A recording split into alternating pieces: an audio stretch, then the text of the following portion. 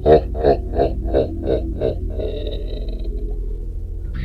dans mon antre. Ceci n'est pas une fiction. Tu es bien dans le monde réel de l'irréel. Es-tu prêt à frissonner? Es-tu prêt à affronter tes peurs?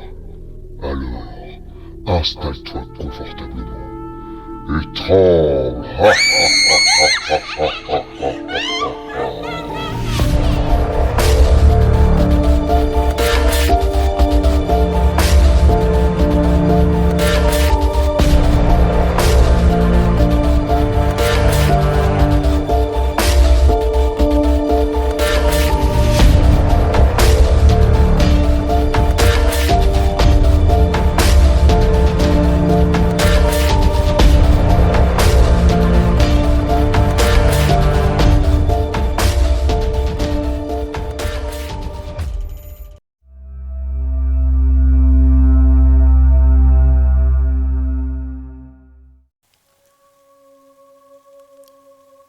Un soir de printemps 1996, vers 21h30, Brian Bethel, journaliste à Abilene, au Texas, prit sa voiture pour aller payer sa facture internet. En chemin, il s'arrêta sur le parking d'un cinéma pour rédiger le chèque qu'il voulait glisser dans la boîte aux lettres de Camelot Communication, son fournisseur d'accès. Alors qu'il écrivait, éclairé par les lumières rougeoyantes des néons, un coup frappé sur la vitre côté conducteur le fit sursauter, le poussant à lever les yeux. Deux adolescents l'observaient à travers la fenêtre. Le plus grand semblait avoir dans les 14 ans. Il portait une veste à capuche avec une sorte de motif à carreaux gris et un jean. Ses cheveux étaient bruns et bouclés, sa peau couleur olive et son visage dégageait une assurance tranquille. « Oh super, ils vont me taxer de l'argent », se dit-il. Méfiant, il abaissa très légèrement sa vitre et il répondit « Oui ?» Le garçon esquissa un large sourire, dévoilant des dents d'une extraordinaire blancheur, et Brian sentit son sang se glacer dans ses veines.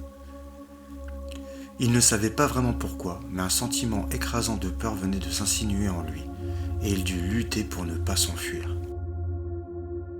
« Hé, monsieur, vous allez bien ?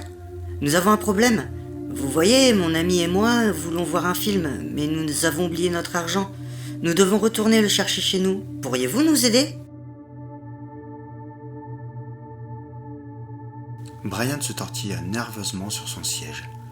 En tant que journaliste, il avait l'habitude de parler aux gens. En général, les enfants se montraient plutôt timides. Ils bafouillaient et se balançaient sur leurs pieds, etc.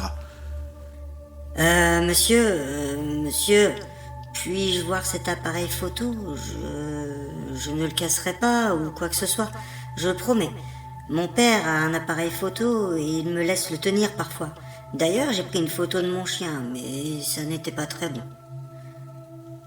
Mais cet adolescent était différent.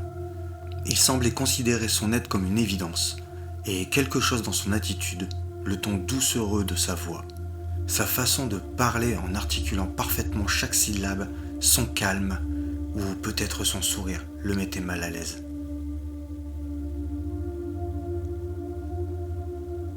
« Je sais quelque chose », semblait-il lui dire silencieusement. « Et tu ne vas pas aimer ça. Mais la seule façon de savoir ce que c'est de faire ce que je te dis. » Pendant que le plus âgé des garçons lui parlait, le plus jeune, qui devait avoir dans les 11 ans, le regardait silencieusement. Il était habillé de la même manière que son ami, d'un jean et d'une veste à capuche de couleur vert clair. Mais sa peau pâle était constellée par de taches de rousseur, et ses cheveux tiraient sur le orange. Un mélange de confusion et de culpabilité flottait sur son visage. « Eh bien ?» balbuta péniblement Brian.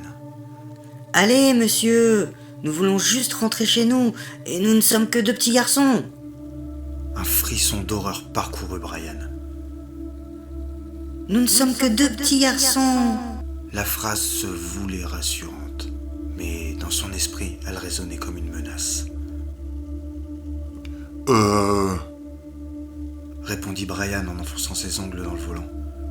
Quel film allais-tu voir ? Mortal Kombat, bien sûr. Le plus jeune des enfants, qui se tenait à quelques pas, hocha affirmativement la tête. Il semblait de plus en plus nerveux. « Oh !» répondit Brian en jetant un coup d'œil rapide au cinéma et à l'horloge de sa voiture.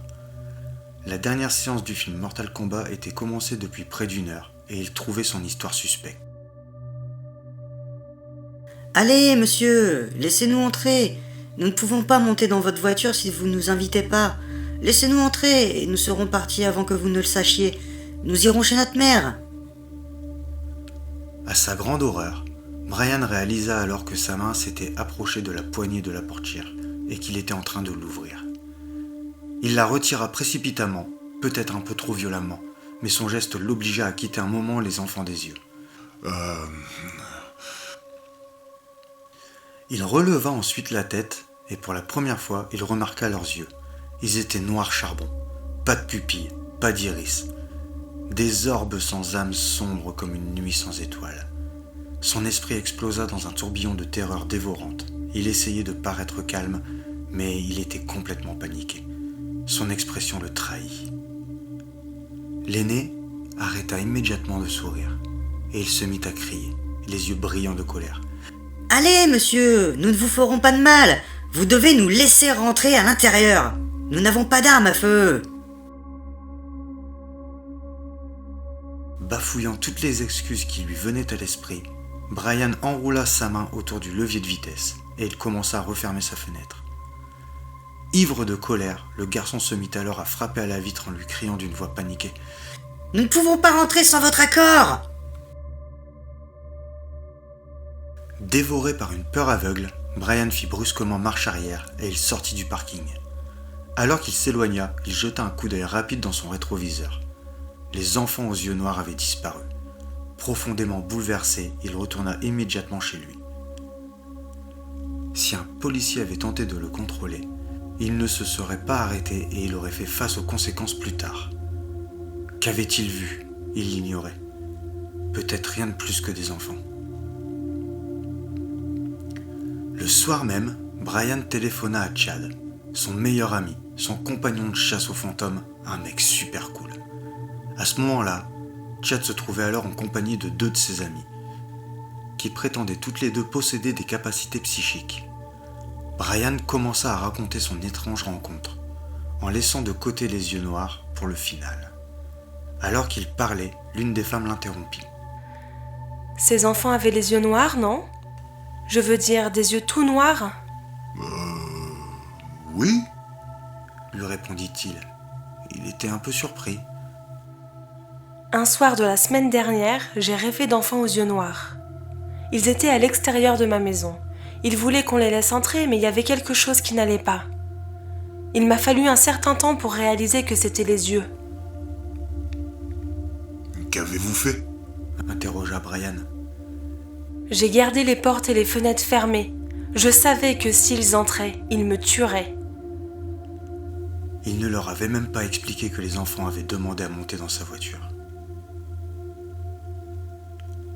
Elle s'arrêta de parler pendant quelques secondes.